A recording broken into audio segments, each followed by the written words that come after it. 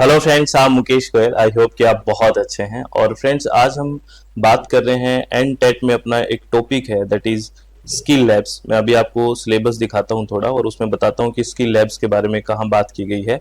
और यहाँ पे बहुत इंपॉर्टेंट बातें हम करने वाले हैं। डायरेक्ट क्वेश्चन पूछा जा सकता है, कुछ हम फुल फॉर्म्स की भी बात करेंगे, एब्रीवेशन टाइप, वहाँ पे भी क्वेश्चन पूछा जा सकता है। जैसे ये सिलेबस है आपका एंड टेट आयुष का जो अभी सिलेबस दे रखा है, और उसमें अगर बात करें तो ये बेसिकली आपको यहाँ पे दिया हुआ है। देखो, ये क्लासरूम मैनेजमेंट में यहाँ पे स्किल लैब का टॉपिक दिया हुआ है, आपको दिख रहा होगा आई थिंक, स्किल लैब का यहाँ पे इसके बारे में हम बात करने वाले हैं और ये काफी इंपॉर्टेंट रहने वाला है स्किल लैब्स के बारे में। तो बहुत शांति से सारी चीजों को सुनना है, आराम से रिलैक्स होके, ठीक है। चलो, तो आप इसके नाम से ही समझ रहे हो, बात कर रहा है स्किल। स्किल क्या होता है? बेसिकली कौशल के बारे में बात कर रहे हैं। थोड़ा सा हम बेसिक बात कर लेते हैं, फिर इस टॉपिक के बारे में बात करेंगे। जैसे आप कहीं भी मेडिकल लाइन में जाते हैं, हम है ना, लेबोरेटरी में टेस्ट वगैरह कराते हैं, और वहाँ का जो स्टाफ होता है बेसिकली, तो वहाँ पे उनमें स्किल होना बहुत ज़रूरी है। जैसे उनको प्री यानी पहले लैब ज्वाइन करने से पहले और पोस्ट, ये सब चीज़ें, क्योंकि एडवांसमेंट होता रहता है, चीज़ें अपडेट होती रहती है, तो टाइम टू टाइम उनमें स्किल डेवलपमेंट के लिए प्रॉपर ट्रेनिंग होनी चाहिए, कौशल। तब क्योंकि तभी हमारी जो क्वालिटी है वो बढ़ेगी, तभी तो हमारी मेडिकल लाइन में क्वालिटी बढ़ के आएगी। अगर उनमें स्किल ही नहीं है, कौशल नहीं है, जैसे एएनएम जीएनएम किस टाइम किया है, उसके बाद भी उनके ट्रेनिंग पीरियड पूरा चलना चाहिए, जिससे में क्या है, उनकी लैब्स में वो अपना स्किल दिखा सके, जिससे हमारी जो मेडिकल लाइन की जो क्वालिटी है वो मेंटेन रहे।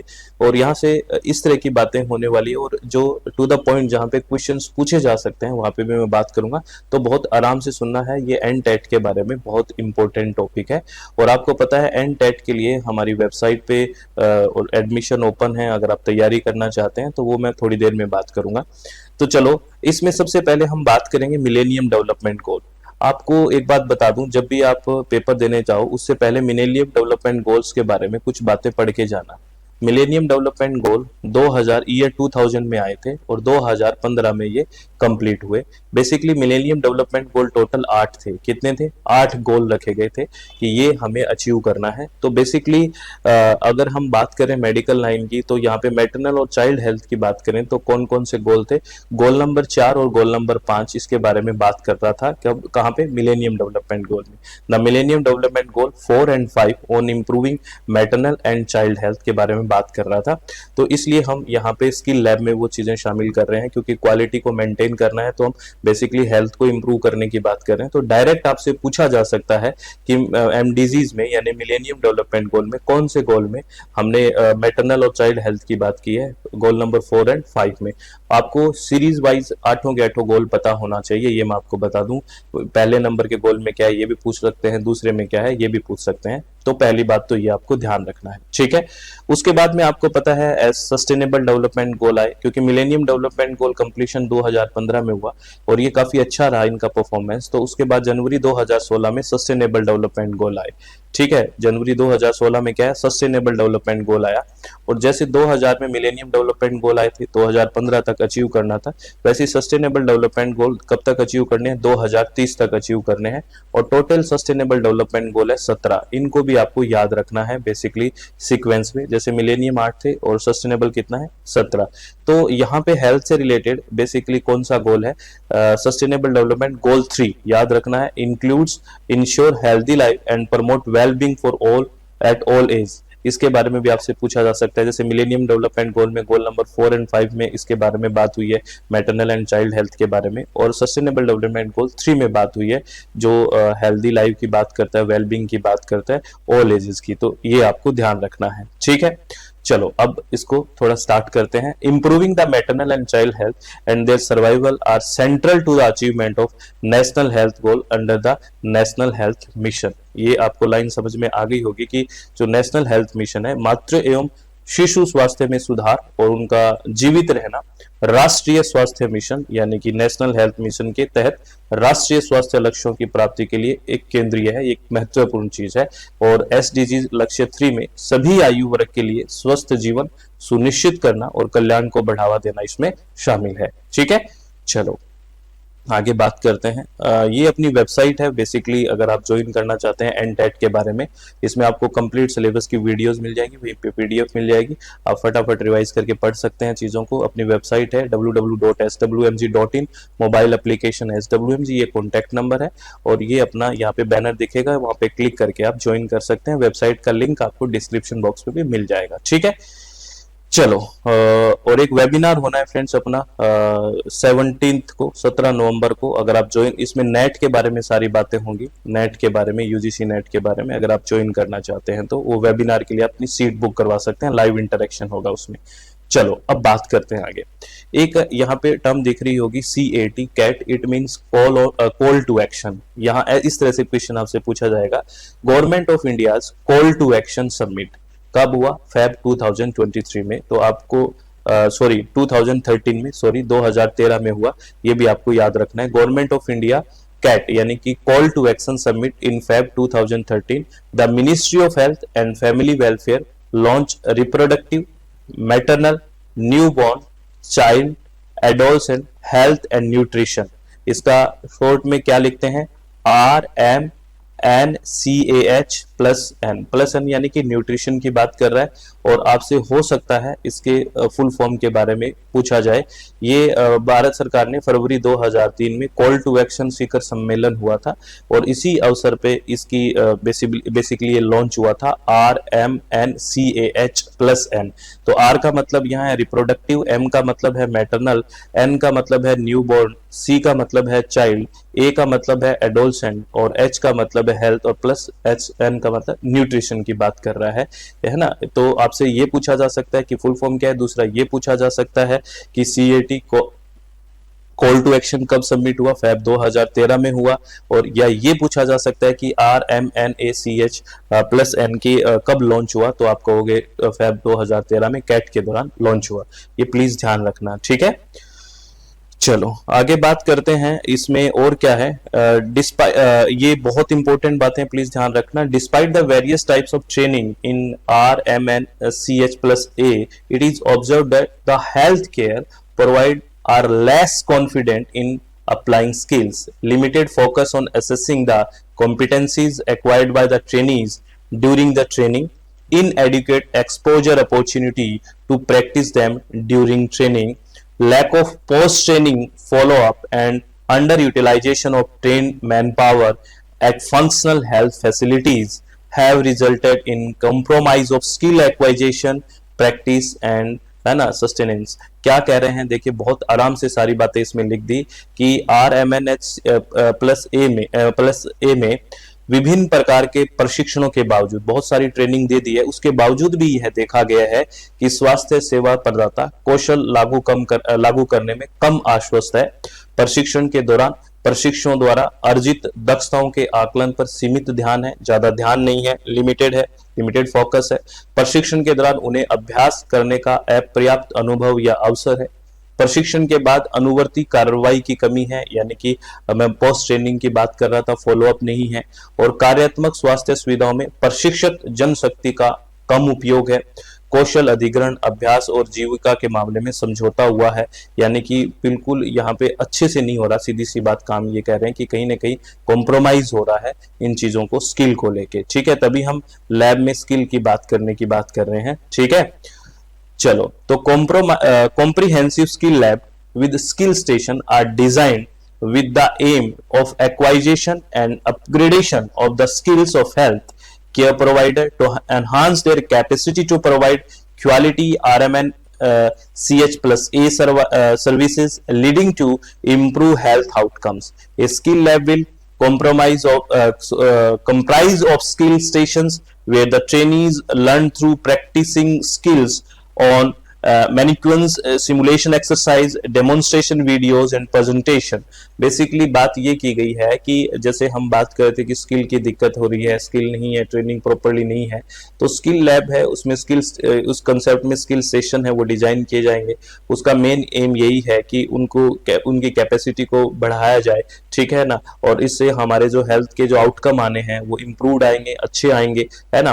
और इसमें जो स्किल स्टेशन होंगे उसमें प्रेजेंटेशन के थ्रू, वीडियो लेक्चर्स के थ्रू या डेमोन्स्ट्रेशन प्रदर्शन विधि के थ्रू सबको समझाया जाएगा या ट्रेंड किया जाएगा। बेसिकली ये है प्रशिक्षुओं या ट्रेनिंग को, ये बात की गई है इसमें। ठीक है, और क्या बातें, इसमें बहुत सारी अच्छी बातें हैं, ध्यान से सुनना। अभी तो मैं बस बेसिक बातें ट्रेनिंग की बातें कर रहा हूँ, आगे भी बहुत सारी बातें आएंगी।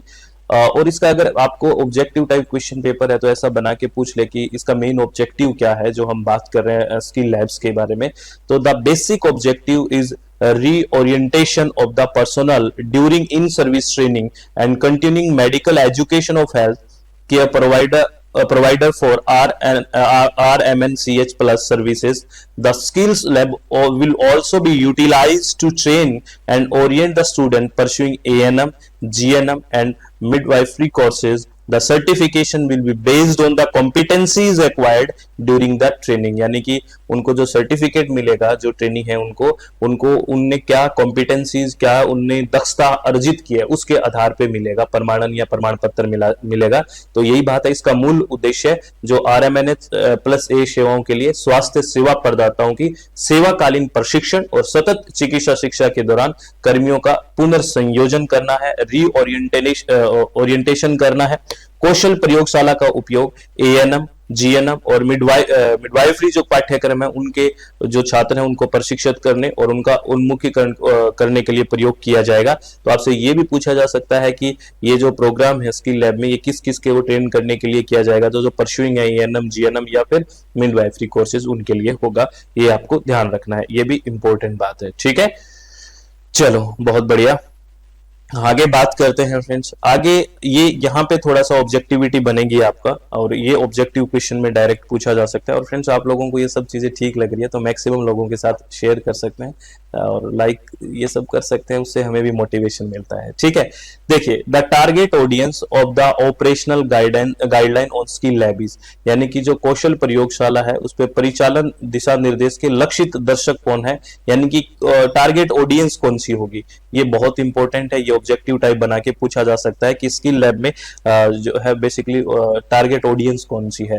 तो state and district trainers, programme manager and planners, ठीक है, यानी कि राज्य और जिला प्रशिक्षक, कार्यक्रम प्रबंधक और योजनाकार, ये होंगे टारगेट ऑडियंस। और क्या है, obstetricians and gynaecologist, paediatricians, medical officer, ये जो पेडियाट्रियंस जो हम बच्चों शिशु के जो विशेषज्ञ होते हैं या बाल रोग विशेषज्ञ, गायनो जो स्त्री रोग विशेषज्ञ है ना, और प्रसूति विभाग में जो होते हैं medical officer, staff nurse, auxiliary nurse, midwife and other service provider. ठीक है ना, तो ये सारे के सारे क्या होंगे, जो टारगेट ऑडियंस होंगी स्किल लैब के लिए, ये ध्यान रखना है। Faculty of nursing school, college and training centres, ये फैकल्टी होगी। Faculty of medical college who can adapt it for strengthening pre-service teaching, यानी कि बेसिकली मेडिकल कॉलेजों की जो संकाय है उसमें सेवा पूर्व शिक्षण को मजबूत करने के लिए उसे अनुकूलित कर सकते हैं या इसको अडेप्ट कर सकते हैं बेसिकली। तो these are target audience of the operational guideline on skill labs, ये आपको ध्यान रखना है। डायरेक्ट पूछा जा सकता है कि टारगेट ऑडियंस कौन सी होगी स्किल लैब में, तो ये होगी। ठीक है, बता दोगे, कोई दिक्कत तो नहीं है? चलो बहुत बढ़िया, आगे बात करते हैं। Objective, what will be the skill lab do, यानी ये तो हम पहले भी बात कर चुके हैं, या फिर अब डायरेक्ट ऑब्जेक्टिविटी की तरफ चल रहे हैं कि जो कौशल प्रयोगशाला बेसिकली क्या करेगी, ऑब्जेक्टिव क्या है। तो क्या है, a skill lab facilitates acquisition या reinforcement of key standardized technical skills and knowledge by service provider for RMN CH plus A service. क्या कह रहा है, कौशल प्रयोगशाला RMN CH plus A सेवाओं के लिए सेवा प्रदाता द्वारा प्रमुख मानकीकृत तकनीकी कौशल और ज्ञान के अधिग्रहण और सुदृढ़ीकरण की सुविधा प्रदान करती है।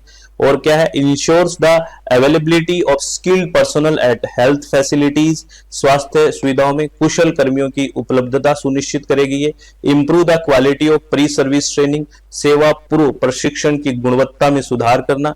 Provide continuing nursing education, continuing medical education, सतत नर्सिंग शिक्षा, सतत चिकित्सा शिक्षा प्रदान।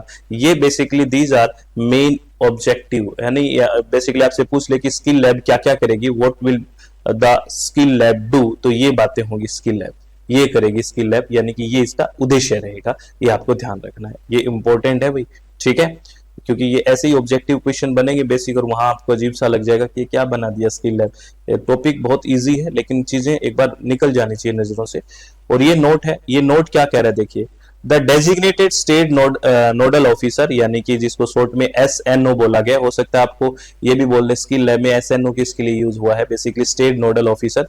The designated state nodal officer यानी कि SNO will identify the site for skill lab with mentioned requirement among the different district और द डिवीजन। अब देखिए आपसे ये पूछा जाए कि स्किल लैब के लिए साइट है, उसको आइडेंटिफाई कौन करेगा कि ये स्किल लैब यहाँ होनी चाहिए, उसके लिए साइट तो देखनी पड़ेगी ना, तो इसके लिए कौन होगा, SNO, याद रखना है, स्टेट नोडल ऑफिसर। ये इंपॉर्टेंट क्वेश्चन आपसे पूछा जा सकता है, ठीक है, ये आपको ध्यान रखना है।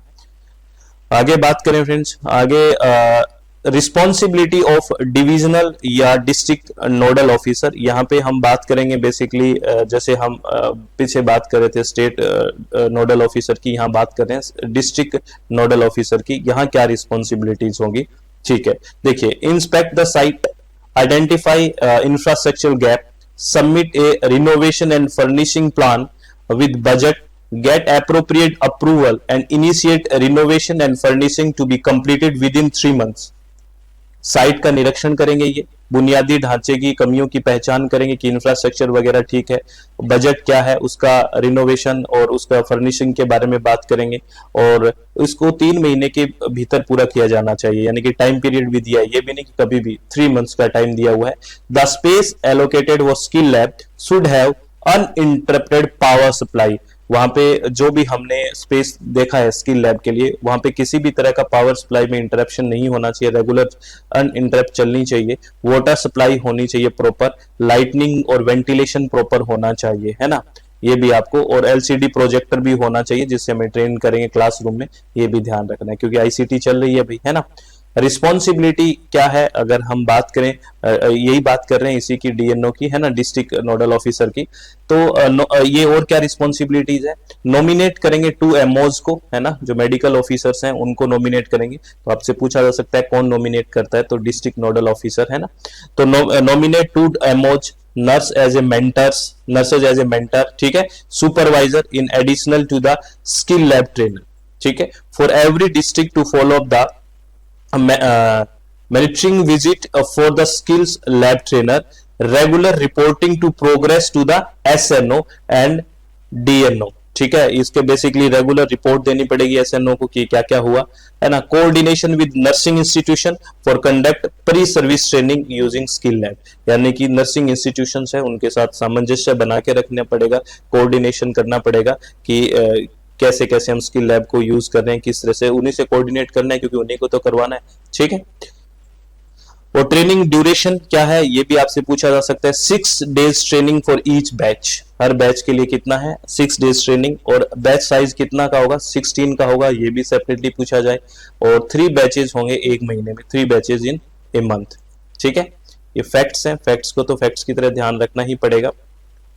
उसके बाद की परफॉर्मेंस इंडिकेटर, यानी कि स्किल लैब जो हमने बनाई उसने अच्छे से काम किया कि नहीं किया, उसकी परफॉर्मेंस कैसी रही उस स्किल लैब की, उसके इंडिकेटर्स क्या होंगे। जैसे यहाँ पे सबके इंडिकेटर हैं, पहली बात है की परफॉर्मेंस इंडिकेटर स्किल लैब के, की परफॉर्मेंस इंडिकेटर ट्रेनर के, जो प्रशिक्षक है उसकी परफॉर्मेंस के इंडिकेटर कौन से रहेंगे, और तीसरा रहेगा कि की परफॉर्मेंस इंडिकेटर ट्रेनी, यानी कि जो प्रशिक्षु है उसके भी परफॉर्मेंस के इंडिकेटर कौन से रहेंगे, ये भी आपसे सेपरेटली पूछा जा सकता है, ठीक है।